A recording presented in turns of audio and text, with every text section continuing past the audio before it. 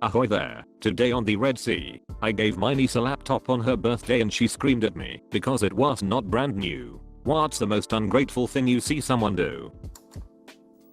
Today is my niece's birthday and she just went to college, so I thought I'd get her a laptop for her birthday. Now, I'm a student myself, but I still want to give her something special. So I searched for a great used laptop. And I found a decent Toshiba Satellite. I sold my PSP and some other things, so I can afford it. So there we were at the dinner table opening presents. She opened mine, and has this grim look at her face. This is it? I thought you'd buy me a brand new one. You know I cannot afford it. It's the best I can do. I want a brand new one. Not this. This sucks. Worst present ever. She then shoved the laptop and box across the table, and fell down the floor. I picked it up, and walked out. My cousin tried to stop me. I just said I would never give her anything again. She even had the nerve to call back and asked for the laptop. Apparently her parents punished her for her behavior and she will now have to buy her own things. No handouts or gifts. My friend bought it as a favor. He helped me pick it out and knows how much I bought for it. The profit was only $10. Roughly. Update. Niece called this morning asking for the laptop because she will need it for college and her parents told her she will never be handed out stuff while she is in college. No apology yet. Only demands. Her brother said I would cave and give it to her. Duck no. And duck you niece. A couple years ago a friend and I were driving across the country in a big moving truck full of my mom's furniture. We had been on the road for about 18 hours on the second to last day of the trip and stopped at a rest stop to stretch our legs and use the bathroom. Sitting at the rest stop late at night was an entire family. Mom, dad and 2 young kids in their car which was obviously broken or otherwise not working.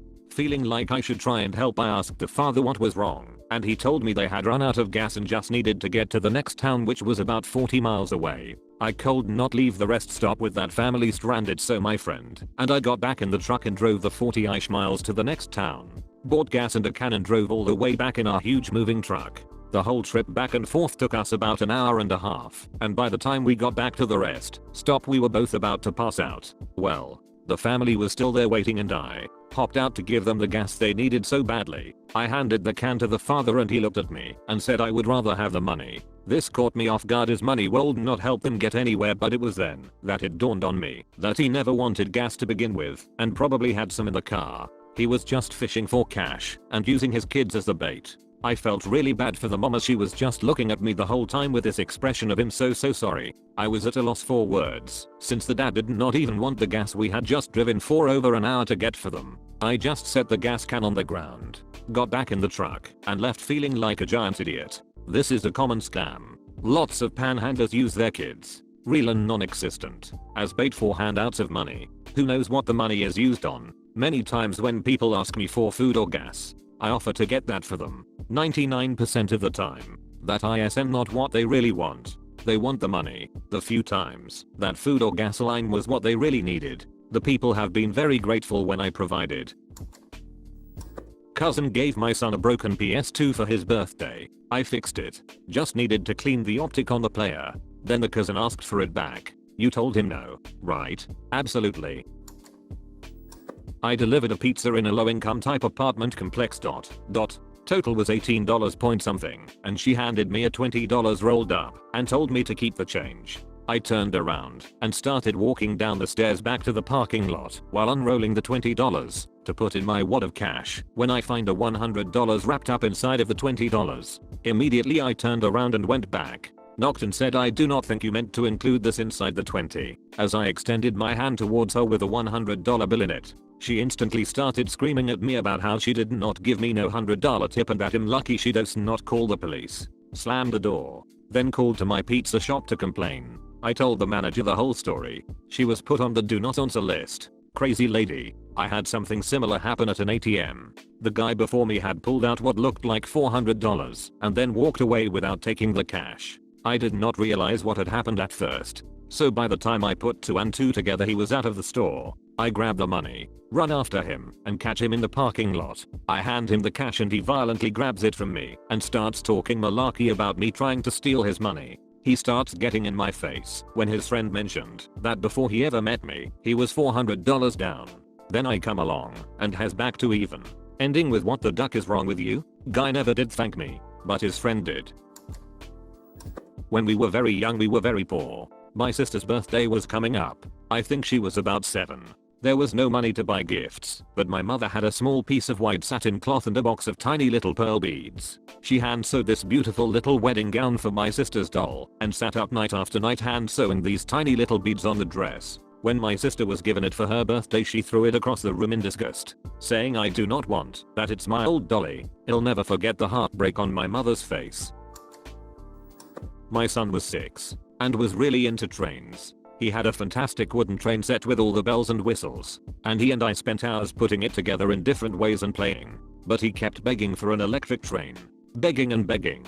I told him not until you're 8. Well, that Christmas I decided to surprise him and I put together a small electric train set on a 4x8 piece of plywood. I could not spend exorbitant amounts on it, but it was a nice oval with a split off that went up and over the main track and rejoined. A couple of engines, a few cars, some simple trees and a crossing with lights. It was not much, but I spent hours putting it together after the kids went to bed every night. Christmas morning comes, all the gifts unwrapped, and I tell my oldest, there's another surprise for you downstairs. He ran down and found the train and his eyes lit up. He was so excited. I showed him how to work it, then went upstairs briefly to help pick up. 10 minutes later him coming back downstairs to play with him and the train set, and has walking up the stairs. He looks me in the eye and says, it's kind of boring, and walked past me. Yeah, I admit it. I ducking cried. A girl in my high school received a used car on her 16th birthday. She was unhappy with the fact that it was used. 3 years old. So she intentionally totaled it. Her thinking was that if she totaled this one her parents would have to buy her a new one. She did not get a new car and had to ride the bus. I knew a girl who did that too, except with a nice little Ranger. It was a couple years old, but had all the bells and whistles, except for WD. That was not good enough for her, so she wrecked it intentionally. She fractured her neck and had to walk around with a cervical collar for a couple months. And then her parents bought her a piece of Malarkey 1980 something Ford Escort.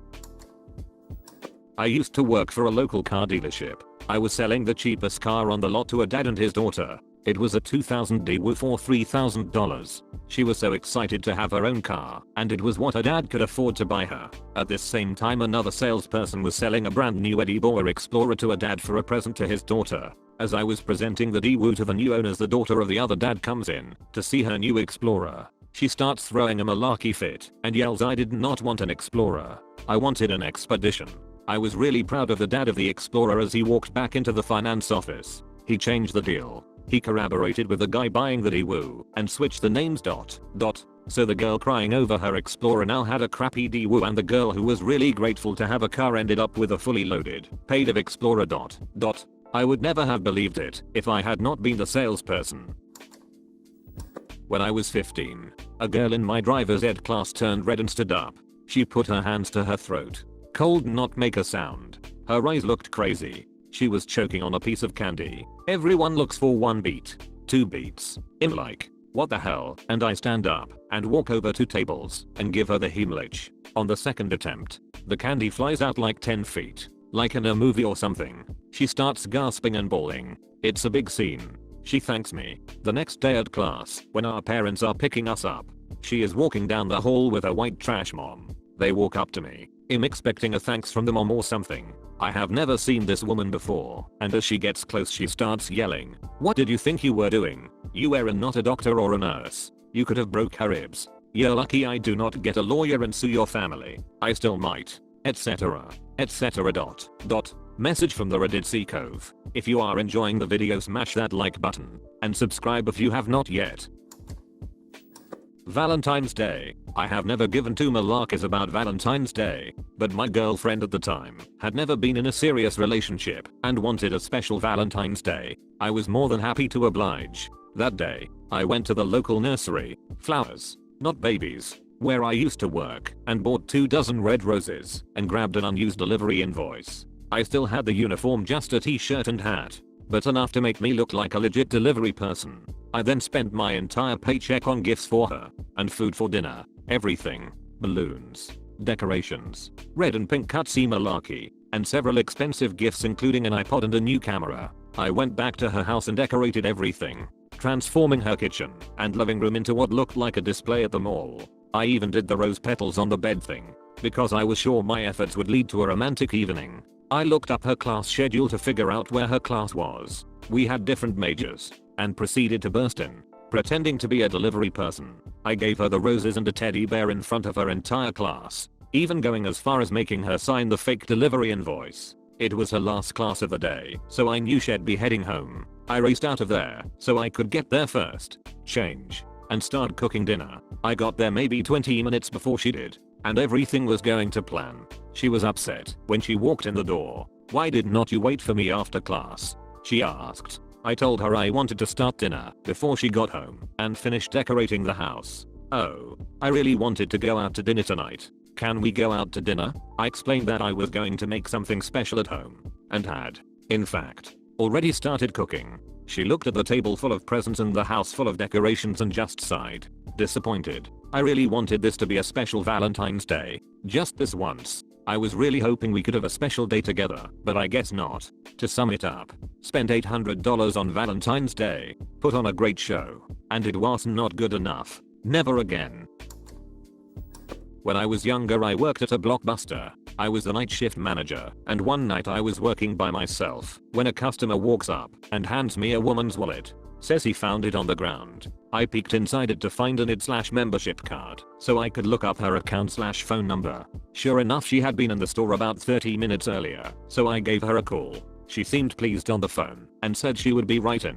Store policy for something like that was to lock the item in the safe until the customer arrives. I did so and went about my business. About an hour later the woman comes in and asks for her wallet. I tell her it's going to be 15 minutes as the safe was timed and ask her to wait. This was apparently unacceptable and she asked if I could get it faster than that. Told her no and continued helping other customers while she waited. Once the safe beeped I grabbed her wallet and handed it to her. I had to put the line of customers on hold while I did this because I wanted her out of the store as soon as possible since she had spent the last 15 minutes fuming and standing right next to my register. As soon as I hand her the wallet she says my money better be in here. I explained that I honestly had no idea as I did not open it all the way as her membership card was on an outer flap. This was one of those large female wallets that was more like a mini purse with lots of flaps and zippers and such. After handing it to her I asked for the next customer in line to step up and basically tried ignoring her. She starts screaming my money is gone, you stole my money, which really surprised me as she was a pretty normal looking soccer mom type.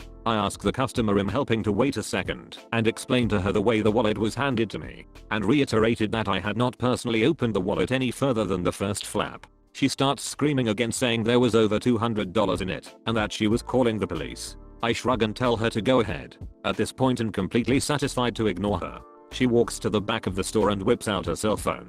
I continue helping the line as customers are looking back at the woman as she is loudly calling the police. Most of the customers are like what a ditch etc. I just shrug and smile. After the line was cleared the lady comes back to the register and tells me, with a super smug look, the police are on the way. Okay, I say and give her a I do not give a duck shrug and ignore her while checking in movies. About an hour later a cop finally enters the store. She waited right next to my register the entire time. And she starts waving at him and pointing at me at the same time. I see the cop and roll my eyes and shake my head. He asks her to repeat her story and as she's repeating it has almost completely ignoring her and watching the football game that we have playing on our DirecTV kiosk. After she gets done he looks at me, rolls his eyes, and asks did you take the money? Of course not I say. I'm sorry there's nothing we can do ma'am the cop says and leaves the store. As he leaves he holds the door for her and tells her to leave if her business is complete. I smiled super big, like Cheshire Cat big, and told her to have a super day as she left. After she left I bought pizza with the $200 I took. Just kidding. But I almost wish that's how the story ended after she embarrassed me like that for close to 2 hours. Whoa, hey take it easy, it is the end of the video. Do not worry, there are many more. Come aboard the ship for more trips. Like and subscribe for more posts from the Reddit Sea Cove. Thanks for watching.